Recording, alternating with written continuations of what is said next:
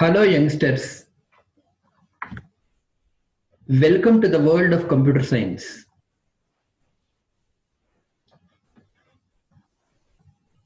In the present video session, I am going to explain about what is a computer, what are the basic components of a computer,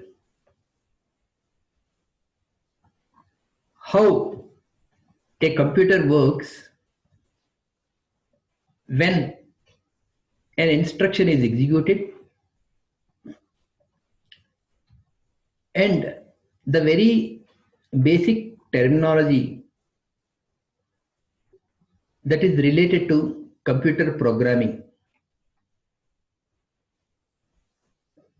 These are the topics I am going to explain in the present video. What is a computer? It is a machine that works as per the instructions given by the user. We cannot expect a computer system or a computer machine to work, to operate on its own. A user, a person who is going to work with a computer system has to give some instructions following which only the computer machine or the computer system has to operate. Now, let us look at the basic components of a computer system.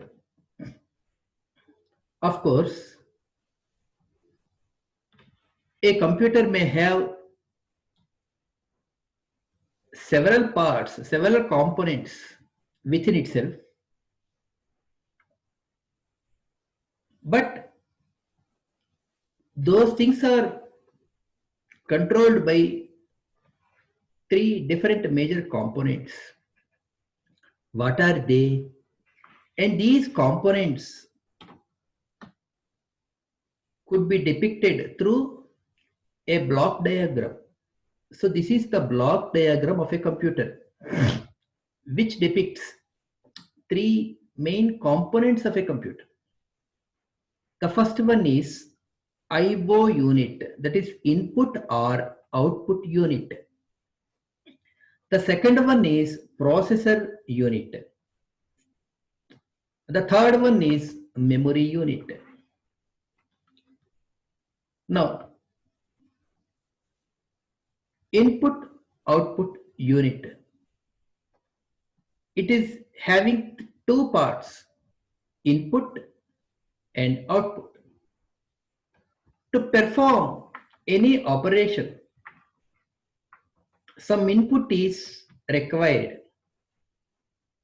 Suppose I want to perform addition. It requires at least two values as input. For example, I would like to add 5 and 10. That means to perform addition over 5 and 10. To perform the addition operation, at the very beginning, I need two values. So this input section of IO unit will take care of properly obtaining the values 5 and 10. Next, the processor will come into the picture to take care of properly applying the operation addition here, or the values 5 and 10. Once the operation is performed, the result is generated, that is 5 plus 10 is 15 here in the present example. The 15 is produced as a result, and again in the IO unit the output section will take care of storing the result somewhere else. And the third one, the most important unit in the computer is memory unit. Suppose I am going to add two values. From where I have to get the values? First of all, those values should be available in the memory of the computer system. In the same way, after performing addition over the two values, I am going to have the result. The result should be stored at some place in the memory. So, output unit will take care of storing the result of addition at some point or at some location of the memory unit. So, these are the three major components, important components of a computer system. Now, let us have a detailed look into how the processing takes place when a single instruction is executed by the computer system. I have already told you that to perform an operation, for example, addition, two values are required as input. Those two values must be available in two different locations of the memory of the computer system. That is RAM. What is RAM? Soon I am going to explain about it. So, input section of input unit will take care of properly reading two values, and it will supply those two values to the processor unit. This is the processor unit. Here you see, this is the processor unit, this is the IO unit, and this is the memory unit. From the memory, input section of IO unit is going to read two values, and those two values this IO unit supply to the processor. Processor, after reading, after obtaining the two input values, it will look at the instruction. What is the instruction here? To add the two values. So processor will take care of looking into the ALU. ALU is arithmetic logic unit, which consists of a set of arithmetic operators and logic operators. So out of the operators available here, the processor will obtain plus, which is for arithmetic addition operation. And this plus is applied over the two input values. For example, if the two input values are 5 and 10, processor is to perform 5 plus 10. After performing 5 plus 10, it means the processor unit will take care of properly sending the result to the output unit. So this output section of IO unit will carefully receive the output value, the result, and it will store the result at some particular location of the memory that is available in the computer system. Now we just come back to the processor unit. It is having three sections: arithmetic logic unit, processor, and control section. Control section, its job is to have a proper supervision, proper control over the execution of the instruction. If the instruction is to add 5 and 10, the processor should not erroneously take some different operator minus or into. It has to properly take the appropriate operation for addition, that is plus, available in ALU, arithmetic logic unit. That kind of control is taken care of by the control unit or control section of the processor unit. This is how an instruction execution takes place with the help of input-output unit, processor unit, and memory unit. And again, memory is of two types: primary memory or temporary memory. It is also called a random access memory.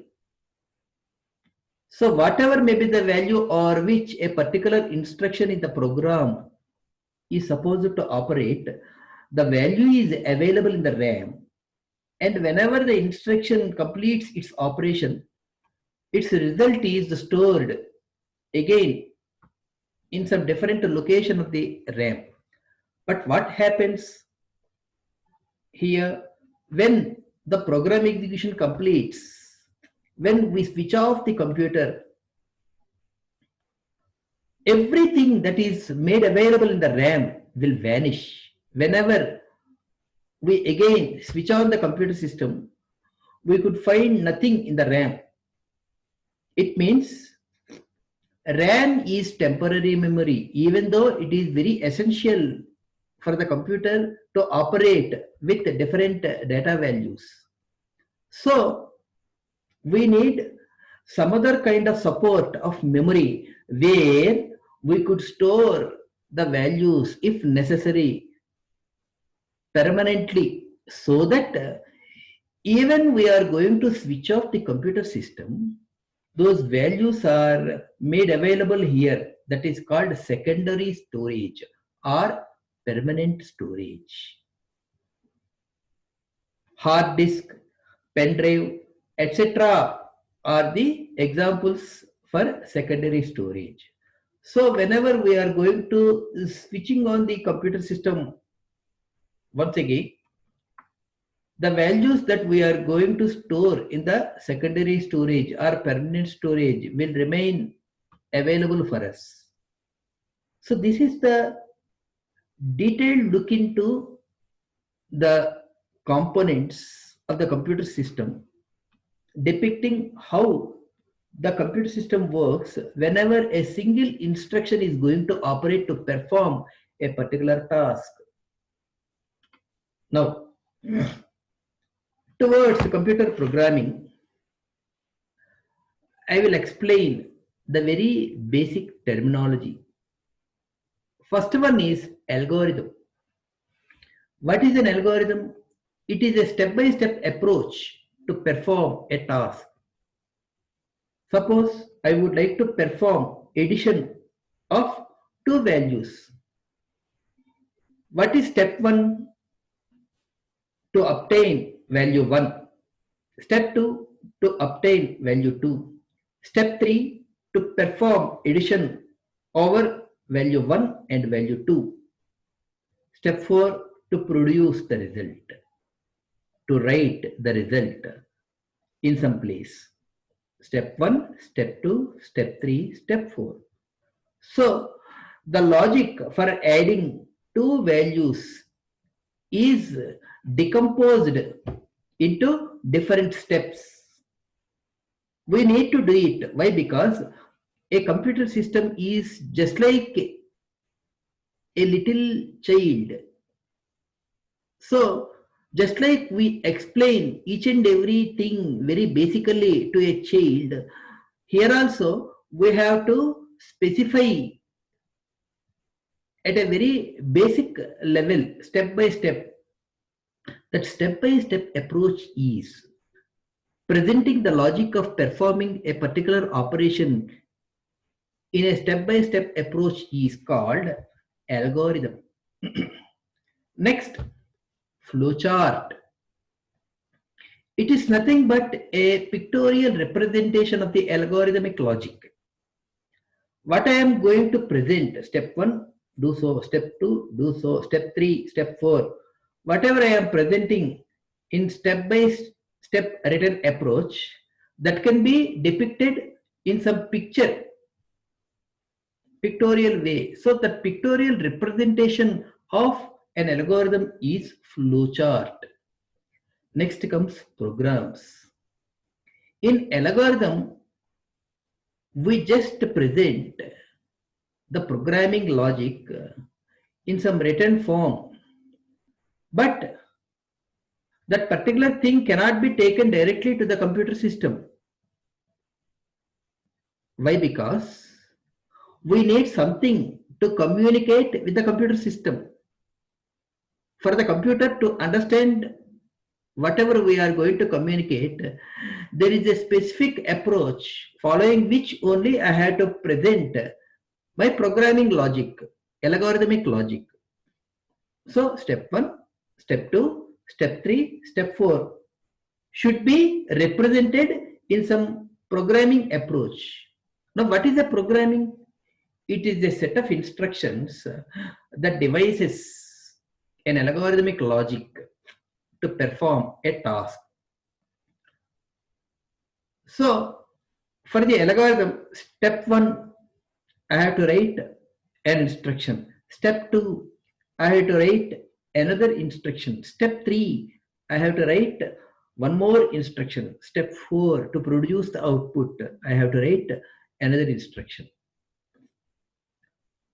So all these instructions will make a set. That set is called a program.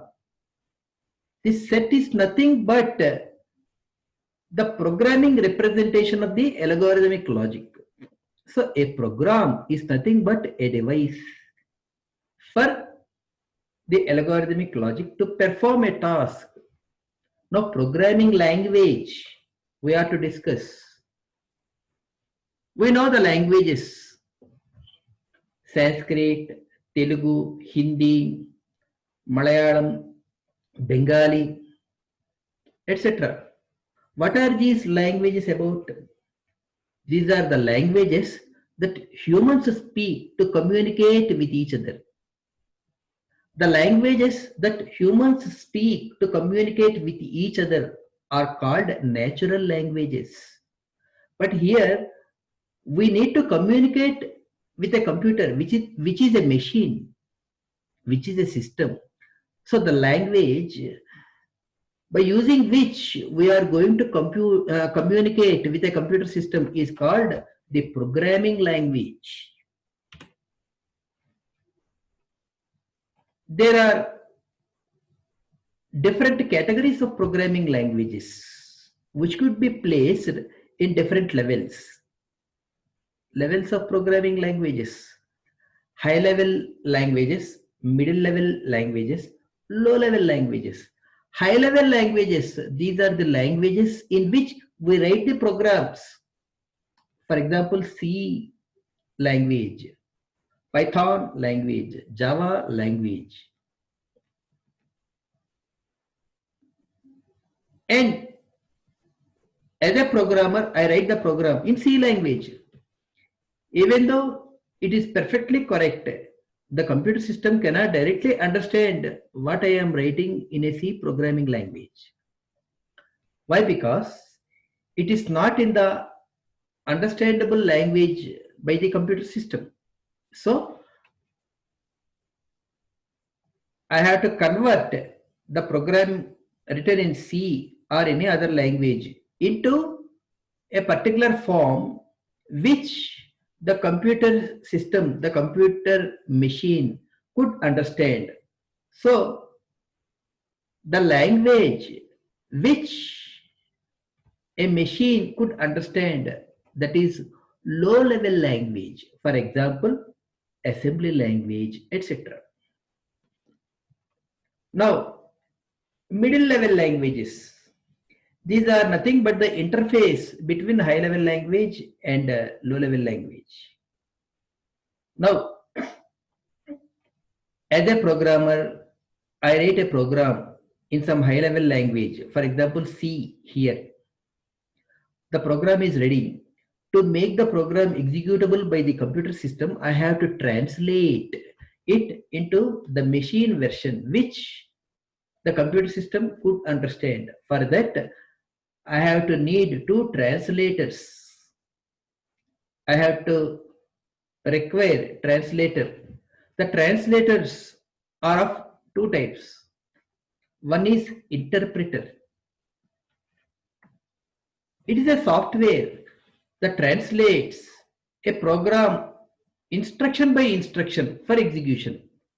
Suppose I have a program with 4 instructions. What actually the interpreter will do? It takes first instructions. It translates into machine version. It is executed. Next, the interpreter will take instruction 2. It is translated and executed. Interpreter comes back to take instruction 3. It gets translated and executed. In this way, one instruction after another instruction in the sequence, all instructions are translated, executed, translated, executed. In that way, interpret will take care of executing the computer program. But when we come to compiler, it will take the whole program and it first translates all the instructions and produces the machine language version for all these instructions. And now the computer system comes into the picture for executing the machine version program. Unlike interpreter, it means compiler won't translate instruction after instruction separately. It completes the job of translating the whole program once. Then the job of compiler is over. Now the machine equivalent, machine understandable code is ready for execution. Now computer will execute the machine equivalent, machine understandable code to perform the task for which we have written the instructions in the program.